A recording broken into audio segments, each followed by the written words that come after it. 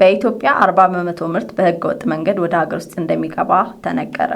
የኢኮኖሚስት መጽሔት አካል የሆነው ዘኢኮኖሚስት ዩኒቲ የተሰኘው ተቋም በአዲስ አበባ ሀያት ሪጀንሲ ሆቴል ባካሄደው በሕገወጥ ንግድና የኢኮኖሚ እንቅስቃሴዎች ላይ ባተኮረው ጉባኤ ላይ እንደተገለጸው በኢትዮጵያ በመድኃኒት በጨርቃጨርቅና በትንባሆ ምርቶች ላይ ከፍተኛ የሆነ ሕገወጥ ንግድ እንደሚካሄድ ነው የተገለጸው። Hot around my collar when I talk about illicit trade, because illicit trade is not about illicit trade, it's about the people who sit behind it, and that is fellow human beings, your and my fellow human beings, making money in an unethical way. Why do I and you have to earn your bread in an honest way, working hard, making sacrifices, while people sitting behind illicit trade, doesn't matter what commodity it is.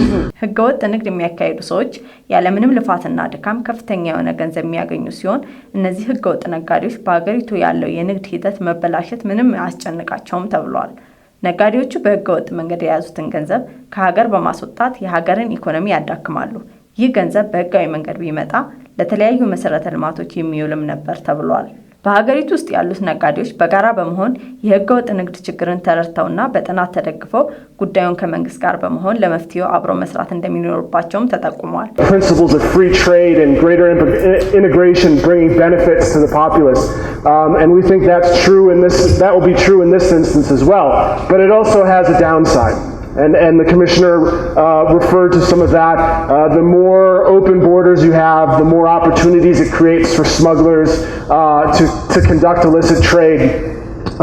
Whether that smuggling is in antiquities or drugs or counterfeit goods or tobacco or electronics or pharmaceuticals or the whole range of various types of illicit trades, including illicit financial flows, which we'll have a specific panel on later this morning.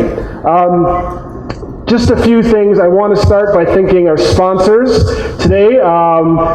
As with the previous three Global Illicit Trade Summits, the Japan Tobacco International is one of the key sponsors and partners in this initiative. And the supporting organization today is the Addis Ababa Chamber of Commerce.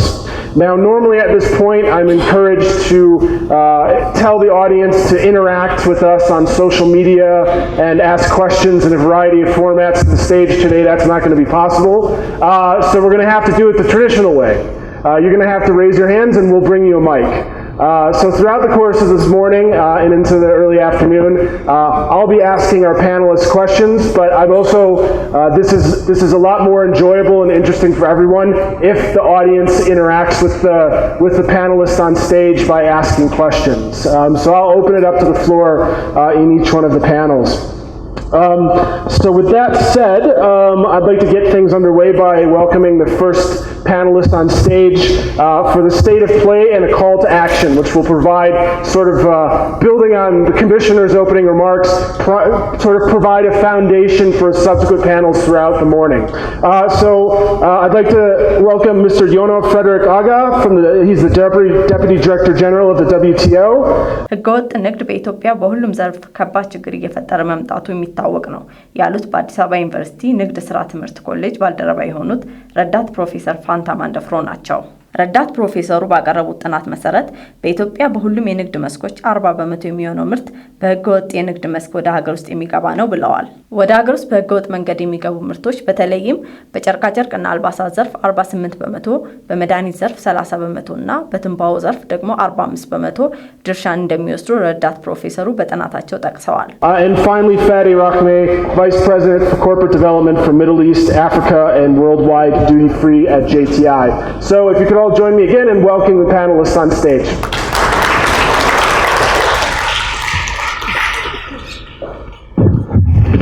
Okay, I'm going to ask the panelists to give some brief opening remarks, but I understand, Mr.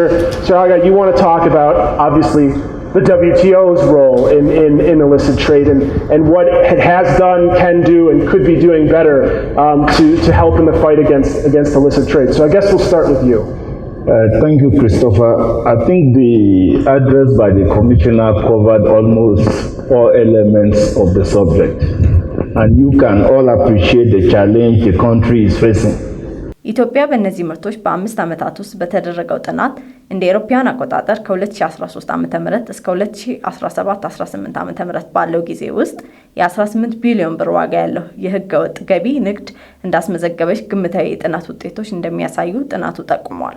መንግስትም በበኩሉ በጨርቃጨርቅ ዘርፉ ብቻ 9 ቢሊዮን ብር ገቢ ማጣቱንና ከ2015 ዓ.ም እስከ 2016 ዓ.ም እንደ አውሮፓውያን አቆጣጠር በነበረው ጊዜ ውስጥ ከ17000 በላይ የሥራ ዕድል እንደታጣ የሚገመት መሆኑን ረዳት ፕሮፌሰሩ አስታውቀዋል።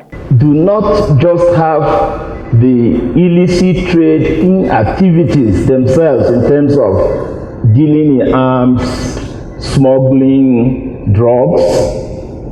Illicit trade could also be through normal, formal channels. And in this case, it could be trade between major multinationals.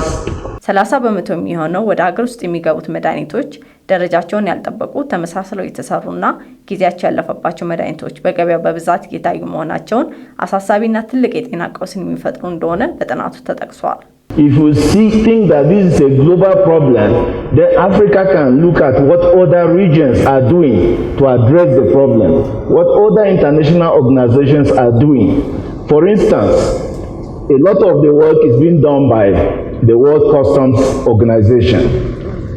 In the WTO, we have the Trade Facilitation Agreement, and one key component of that agreement is cooperation among customs, sharing of information. We also have the WTO in 1995 took control of a multilateral framework for intellectual property right protection. So again, when you talk of counterfeit, ይህን ሕገወጥ ንግድ እንዲስፋፋ እያደረጉ የመጡት በድንበር አካባቢ የሚሰሩ አንዳንድ የደህንነትና የጸጥታ ሰራተኞች እንዲሁም የጉምሩክ ኃላፊዎችና ባለሙያዎች ለሕገወጥ ነጋዴዎቹ ከለላ ስለሚሰጧቸውና በወታደራዊ አጀብም ጭምር ታገዘው ሕገወጥ ምርቶችን በስፋት እንዲገቡ በር ስለሚከፍቱላቸውም ነው ብለዋል ረዳት ፕሮፌሰሩ። A number of companies are actually now introducing product tracking mechanism where you can actually detect whether your product is fake and genuine along the whole supply chain network. የጉባኤው ተሳታፊዎች የሕገወጥ ንግድ ችግርን ለመፍታት መንግስትና የግሉ ዘርፍ በጋራ በመሆን ደንቦችና ፖሊሲዎችን በማርቀቅ ስራ ላይ ንቁ ተሳታፊ መሆን ይኖርባቸዋልም ብለዋል።